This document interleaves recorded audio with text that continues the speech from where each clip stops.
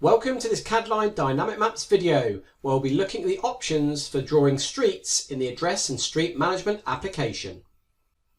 Once you've chosen your street record and open the Edit Street page, the map will load on the right hand side. Choose the Drawing Tools button to then open the Drawing Tools for editing streets. Before we start, I always recommend, if you're creating the street geometry again, to move any existing geometry so it's easier to digitise later. Here we selected the Move button, selected the street and dragged it to a new location. Once you've made the change, it's always best to press Save as you go along. Before we create the geometry for the street, let's choose a snapping layer to help when we digitise. We could choose the OS Master Map base map, but in this case, let's choose to snap to the existing All Streets layer to ensure our streets join together. We're going to use the Create Line tool to redraw the location of our street. But before we do that, let's choose to untick the Create Multi-Part Geometry option.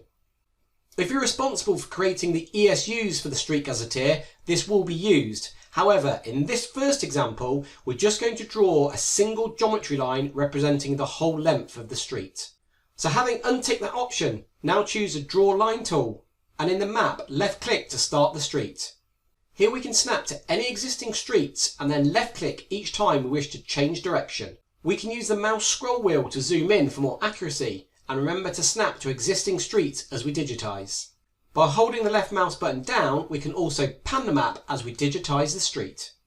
To finish the geometry of the street, double left click at the end of the street. Remember to press Save to save the new street geometry, and the message will show the data has been saved and the street line will update to the location that you digitised. Okay, this time we'll draw the street geometry as multi-parts so the system can then split the streets into the individual ESU records. Before we do that, let's use the Move button again to move the current street line out of the way to make it easier to digitise. Once moved, remember to press the Save button as we go.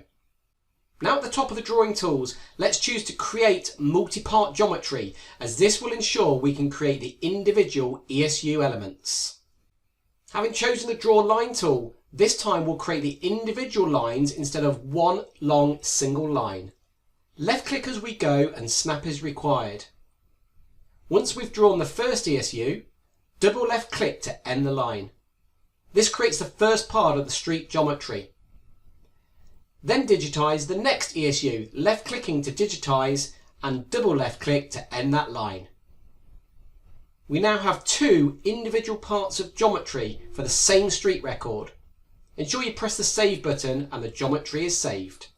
In this example, the street is made of two parts of geometry, which will create two ESU records.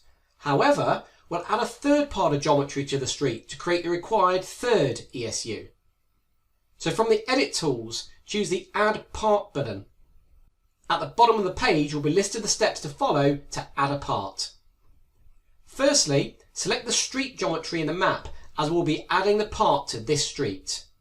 Then choose the Draw Line tool to digitise the new part of the street. Press Save and the street geometry has now been updated. If we use the Show Layers menu and hide the All Streets layer, we can see that our street record now consists of three parts of geometry, which will create our three ESU records. From the top menu, if we choose Street XREFs, we can see the three ESU records associated to our street. Choosing the pencil icon will open the edit page for each ESU, with a map on the right showing the individual ESU geometry, where the bubble details the associated street record and the ESU ID. If we hide the ESU record and now display the All ESUs by Direction layer, we have a themed layer showing whether the ESUs are one way, or as shown here in green, they're two ways. On the left we can edit the ESU details, for example updating the ESU direction from two ways to one way in direction from end to start. Once we press Save, the ESU record is then updated. And if we refresh the map, we can see the ESU changes from green to a red line with arrows indicating the direction of one-way travel. If we change the ESU direction back to 2 ways and press save, the ESU changes back to green within the map. Let's now close the ESU details and return to the street record.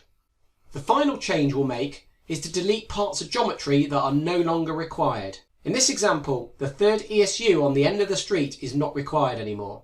Having chosen to enter edit mode, we can then choose the drawing tools in the map window to enter into the drawing mode.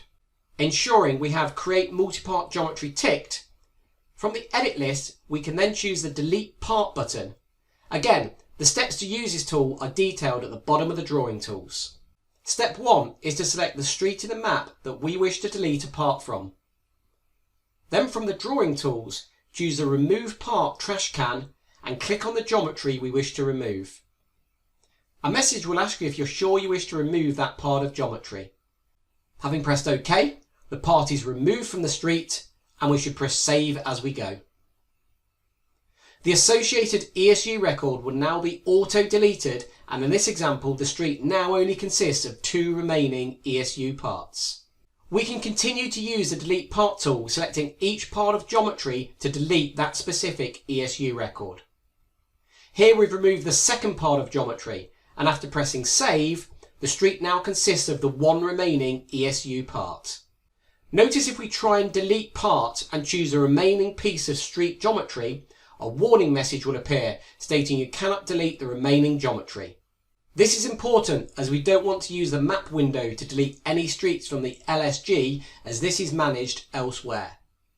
Instead, we'll choose the cancel button so we can stop editing. Remember, we can always decide to redraw, move or reshape the street as needed.